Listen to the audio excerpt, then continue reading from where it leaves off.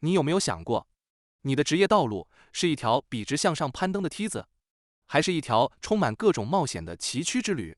今天我们来聊聊一个普遍但又特别深刻的话题——职业焦虑。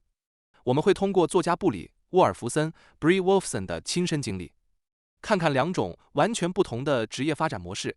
或许听完之后，你也能找到最适合自己的那条路。曾几何时，你有没有这种感觉？刷朋友圈，或者和老同学聊天时，发现大家都在升职加薪，一路狂奔，再看看自己，路却又陡又弯又绕，那种被甩在后面的焦虑感瞬间就上来了。这正是布里在职业生涯中遇到的最大困惑。他在硅谷工作了15年，发现自己的职业轨迹与同事们完全不同。别人都在一条宽阔笔直的传统大道上飞速前进，而他却不断在东一个项目西一个项目之间跳转，看起来很随性，但心里也开始怀疑，是不是落后了？是不是一开始就走错了路？在硅谷，成功几乎只有一个定义：爬梯子。这条职业阶梯有着清晰的路径，拿更高的头衔，追求更快的晋升，赚更多的钱，带更大的团队。就像一场规则简单的比赛，目标只有一个：往上爬，爬到最顶端。支撑这条路的是一种咬牙坚持的文化。Facebook 的内部小红书里有句名言：伟大与舒适很少能共存。意思很直接，想成功就得吃苦，得牺牲，得拼命。在这样的环境下，不往上爬，仿佛就是不思进取。但真的只有这一条梯子能通往成功吗？当然不是。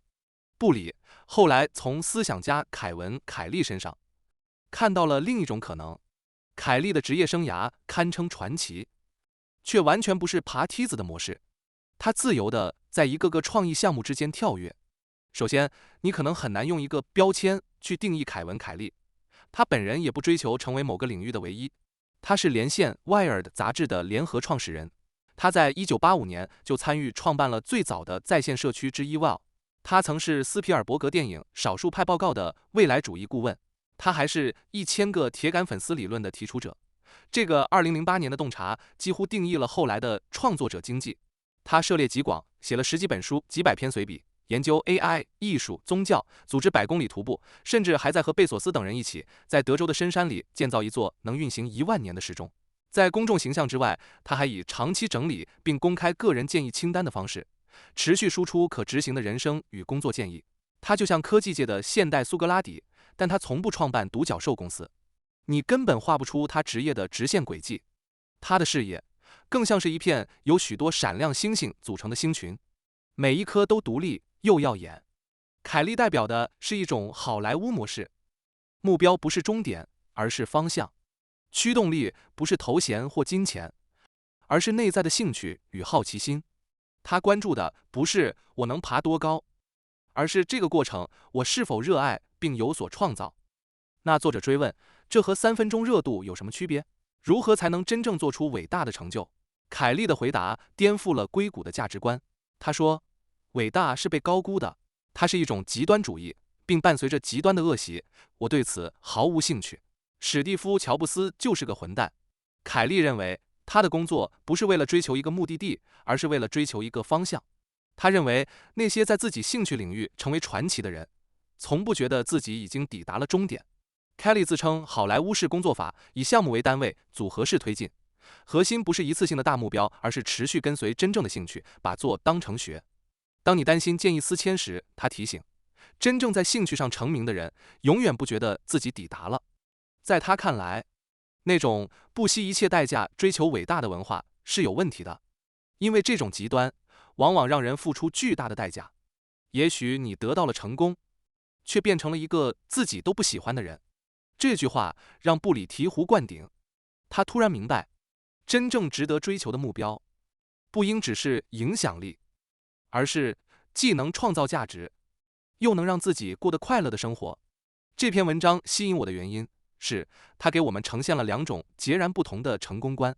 硅谷的受苦模式，他追求伟大，方法是疯狂专注，甚至折磨自己。